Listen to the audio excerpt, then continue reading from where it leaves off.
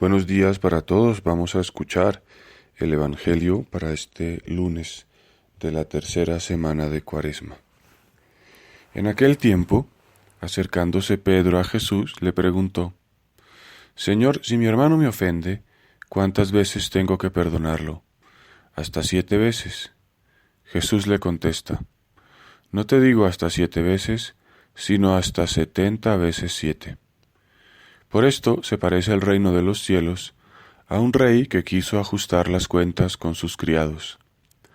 Al empezar a ajustarlas le presentaron uno que debía 10,000 talentos. Como no tenía con qué pagar, el Señor mandó que lo vendieran a él con su mujer y sus hijos y todas sus posesiones y que pagara así. El criado, arrojándose a sus pies, le suplicaba diciendo: Ten paciencia conmigo y te lo pagaré todo. Se compadeció el señor de aquel criado que lo dejó marchar, perdonándole la deuda. Pero al salir el criado aquel encontró a uno de sus compañeros que le debía 100 denarios, y agarrándolo lo estrangulaba diciendo: Págame lo que me debes. El compañero, arrojándose a sus pies, le rogaba diciendo: Ten paciencia conmigo y te lo pagaré. Pero él se negó y fue y lo metió en la cárcel hasta que pagara lo que debía. Sus compañeros, al ver lo ocurrido, quedaron consternados y fueron a contarle a su señor todo lo sucedido. Entonces el señor lo llamó y le dijo: Siervo malvado, toda aquella deuda te la perdoné porque me lo rogaste. ¿No debías tú también tener compasión de tu compañero, como yo tuve compasión de ti? Y el Señor indignado lo entregó a los verdugos hasta que pagara toda la deuda. Lo mismo hará con vosotros mi Padre Celestial, si cada cual no perdona de corazón a su hermano. Bien, esta parábola del siervo malvado es impresionante y nos ayuda porque en concreto pone las relaciones nuestras con los demás en el marco de las relaciones nuestras con Dios. La cruz de Cristo está formada por 2 palos, por 2 varas, una vertical y una horizontal. Esta relación geométrica o geográfica, digamos, ha sido vista por algunos autores como un signo de un Dios que, según el palo vertical, baja al hombre y que también ayuda al hombre a que éste abrace a los demás con el palo horizontal.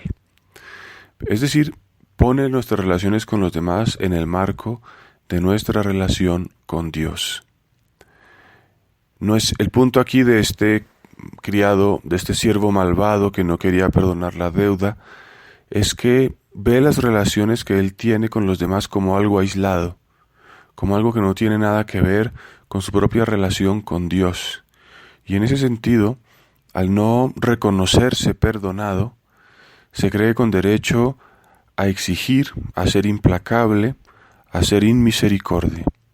¿Cuánto nos ayuda, no solamente en el ámbito del perdón, en el ámbito, por ejemplo, de la generosidad, en el ámbito del servicio, contemplar lo que Dios ha hecho con nosotros y en esa misma medida discernir cuál es su querer de parte nuestra hacia los demás? Cuando vemos que Dios nos ha perdonado, que Dios no nos ha despreciado, que Dios nos ha proveído, que Dios se ha ocupado de nuestra vida, podemos entender cuál es su deseo para que nos obremos hacia los demás, ¿no? Y eso también nos saca del juicio.